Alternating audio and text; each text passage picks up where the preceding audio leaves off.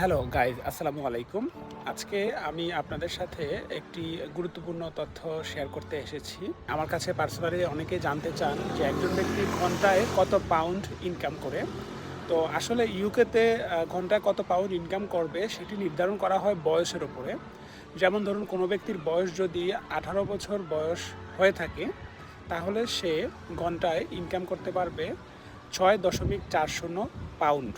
অর্থাৎ আমি যদি 157 বাংলা টাকায় কনভার্ট করি, আজকের বাংলা টাকার রেট হচ্ছে 157 টাকা প্রতি পাউন্ডের বিনিময়ে পাবে। তো 157 টাকায় যদি আমি কনভার্ট করি, তাহলে একজন ব্যক্তি যদি 6.40 পাউন্ড ইনকাম করে, এটিকে কনভার্ট করলে হচ্ছে 1004 টাকার মতো। এখন আসি, যদি কোনো ব্যক্তির বয়স 18 থেকে 20 বছর হয়ে থাকে, তাহলে সে ঘন্টায় কত টাকা ইনকাম করতে পারবে? তাহলে সে ঘন্টায় ইনকাম করতে পারবে হচ্ছে 8.60 পাউন্ড। এটিকে যদি আমি বাংলা টাকায় কনভার্ট করি, তাহলে এটি দাঁড়ায় হচ্ছে প্রায় 1350 টাকার মতো। এবং সর্বশেষ যেই স্টেপটি আছে, কারণ ইউকেতে আমরা যারা আসি বেশিরভাগ সময় অনার্স কোর্স এবং মাস্টার্স কোর্সে আসি, সুতরাং আমাদের বয়স 21-এর উপরেই হয়ে থাকে। তো 21 বছর বা প্লাস তার চেয়ে বেশি যদি বয়স হয়ে থাকে, তাহলে সে ঘন্টায় সর্বনিম্ন ইনকাম করতে পারে হচ্ছে 11.44 পাউন্ড।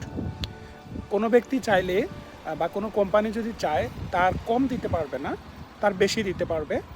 মানে রেটটা অবশ্যই 11.44 পাউন্ডের বেশি দিতে হবে।